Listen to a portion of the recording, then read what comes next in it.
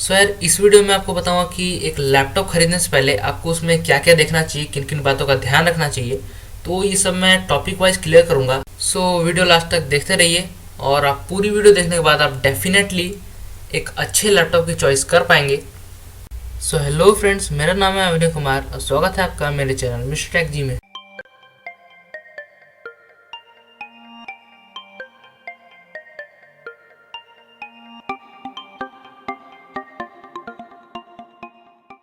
तो जब आप एक लैपटॉप खरीदने जाते हैं तो उसमें आपको क्या क्या देखना चाहिए, उसके बाद डिसाइड करना चाहिए कि आपको यही लैपटॉप लेना है जो आपकी सारी ज़रूरतों को पूरी करे। और मेनली आप किस पर्पस से लैपटॉप ले रहे हैं उसको ध्यान में रख के आपको डिसीजन लेना चाहिए। तो टोटल 6 पॉइंट्स हैं जिसके डिस्कशन के बाद आप अपने आप ही एक अच्छे लैपटॉप की चॉइस कर पाएंगे।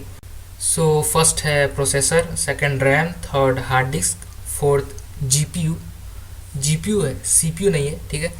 Fifth display and six battery and charging, ठीक है। तो इन 6 टॉपिक पे आज मैं डिस्कस करूंगा और इसके बाद अपने आप ही आप एक डिसीजन ले पाएंगे, एक अपने नीड को फुलफिल करता हुआ एक लैपटॉप खरीद पाएंगे। सो यार मार्केट में 2 प्रोसेसर काफ़ी पॉपुलर है, पहला AMD और दूसरा इंटेल। और ये पॉपुलर इस वजह से है क्योंकि ये हर टाइप की बजट रेंज में ये आ जाते हैं। आपको एक सस्ता पीसी लेना हो, ठीक है, तो उसके लिए भी इंटेल आपको एक अच्छा प्रोसेसर प्रोवाइड कर देता है। और अगर एक आपको हाई एंड पीसी लेना हो, उसमें आपको हाई गेमिंग करनी हो या फिर एडिटिंग करनी हो हाई, तो उसके लिए भी आपको इंटेल एक बढ़िया प्रोसेसर प्रोवाइड कर देता है। तो AMD और इंटेल में ज़्यादा कोई फ़र्क नहीं है। पहले AMD जो लो एंड पीसी होते हैं उसमें आता था, लेकिन अब ये भी काफ़ी अच्छा प्रोसेसर बन चुका है। तो आप कोई भी ले सकते हैं, लेकिन ज़्यादा अच्छा मैं आपको बोलूँगा कि आप इंटेल लें। और इंटेल में भी आपको i3, i5, i7 ऐसे करके कई टाइप के प्रोसेसर देखने को मिलेंगे, कई सीरीज़ है। तो उससे पहले मैं आपको AMD की सीरीज़ दिखा देता हूँ। तो ये रही AMD की सीरीज़। तो इसमें लेटेस्ट है 2019 का AMD 7। तो अगर आप AMD की तरफ जा रहे हैं तो आप ये 7 ले सकते हैं, या फिर जब भी आप लैपटॉप खरीद रहे हैं उस समय जो लेटेस्ट आएगा आप वो ले सकते हैं। और काफ़ी अच्छे प्रोसेसर होते हैं AMD के भी।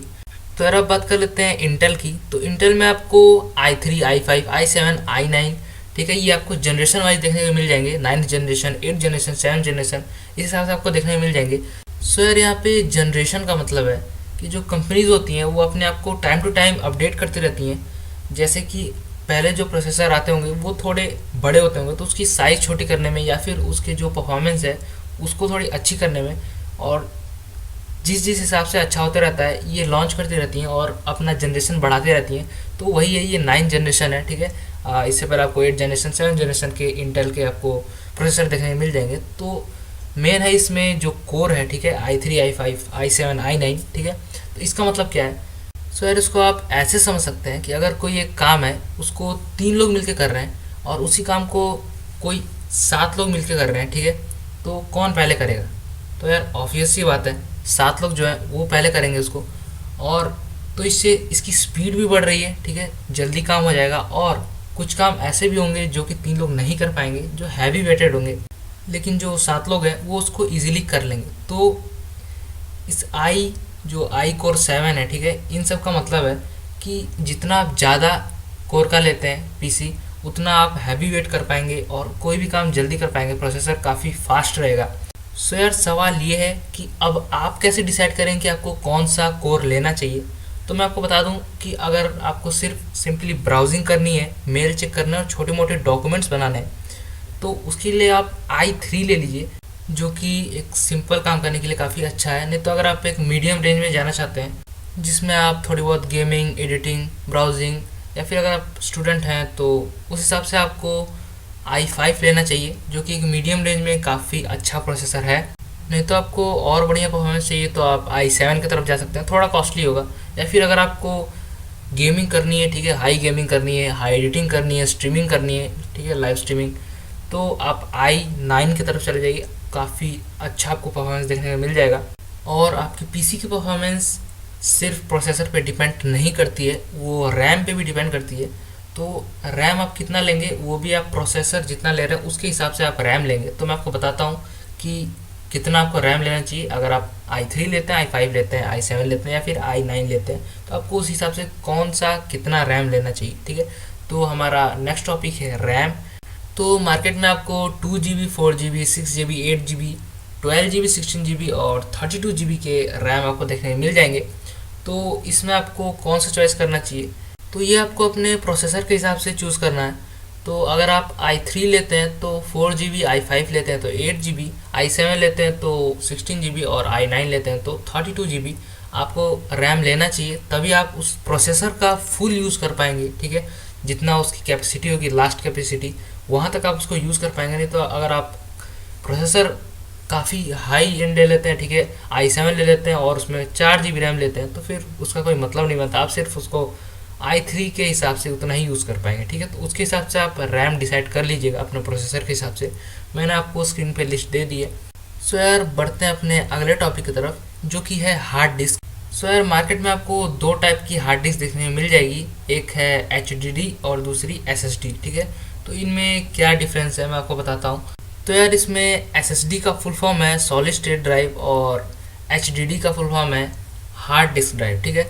तो इसमें क्या डिफरेंस है, तो जनरली आपको दोनों ही आपके लैपटॉप में होनी चाहिए, क्योंकि अगर आपको अच्छी परफॉर्मेंस चाहिए तो आप SSD की तरफ जा सकते हैं। लेकिन इसमें एक ये है कि ये थोड़ी कॉस्टली होती है, ठीक है, comparing to HDD।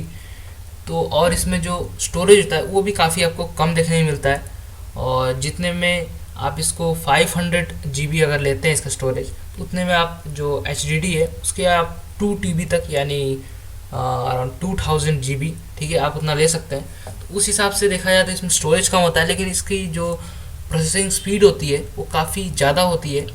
I mean जो आपके लैपटॉप की परफॉर्मेंस होगी वो काफ़ी अच्छी होगी अगर आप SSD लेते हैं, और अगर आप HDD लेते हैं तो परफॉर्मेंस उतनी अच्छी नहीं होगी, क्योंकि इसमें जितना मैकेनिज्म होता है सब मशीनरीज होता है, और SSD में आपको सब चिप जैसा मैकेनिज्म देखने को मिलेगा। लेकिन आजकल लैपटॉप्स में ये दोनों ही आ रही हैं, ठीक है। उसमें आपको ज़्यादा से ज़्यादा स्टोरेज भी देखने को मिलेगा और काफ़ी अच्छी आपको परफॉर्मेंस भी वहाँ पे मिल जाएगी। तो यार ये तो बात हो गई हार्ड डिस्क की। तो अब बात कर लेते हैं GPU की। तो ये GPU क्या होता है, तो इसका फुल फॉर्म है ग्राफिकल प्रोसेसिंग यूनिट, जैसे कि CPU का होता है सेंट्रल प्रोसेसिंग यूनिट। उसी हिसाब से ये भी एक प्रोसेसिंग यूनिट है, जो कि अगर आप कोई गेम खेलते हैं, सर जैसा कि आप GTA को ही ले लीजिए, तो उसमें आप देखते हैं इधर बिल्डिंग्स रहती हैं, कार रहती हैं, ठीक है। तो क्या वो सब फोटोज़ हैं? नहीं ना, वो सब ग्राफिक्स हैं, और ग्राफिक्स के एक पॉइंट के लिए भी प्रोसेसिंग होती है, ठीक है। तो उसमें इतने सारी प्रोसेसिंग एक साथ करने के लिए तो CPU उसको नहीं कर पाएगा, ठीक है। इसके लिए एक अलग प्रोसेसिंग यूनिट है GPU।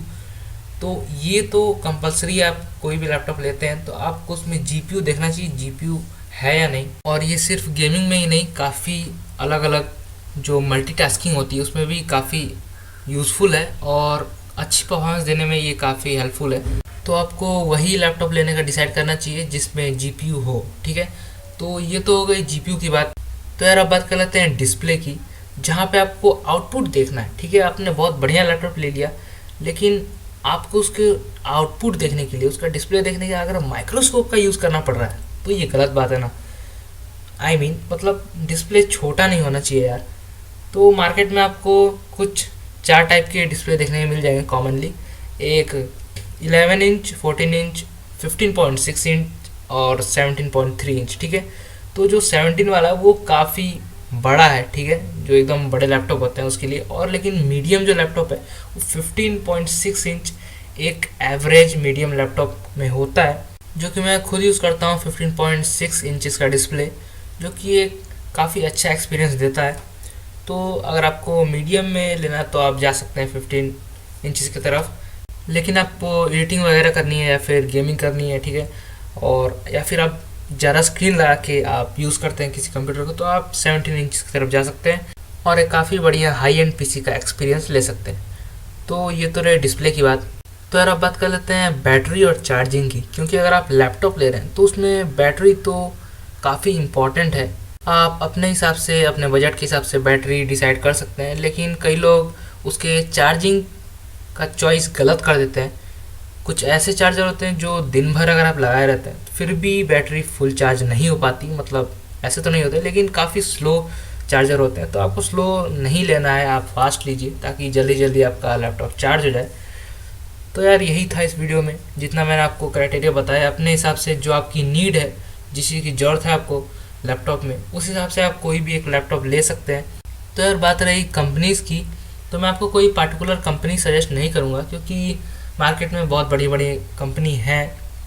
डेल हो गया, एचपी हो गई, एसर, एप्पल, ठीक है, ऐसे बहुत सारी कंपनीज़ हैं। और कुछ कंपनीज जो पॉपुलर नहीं है लेकिन काफ़ी अच्छा प्रोडक्ट सप्लाई कर रही हैं, तो आप वही लीजिए। क्योंकि कई बार लोग ब्रांडिंग के चक्कर में गलत डिसीज़न ले लेते हैं।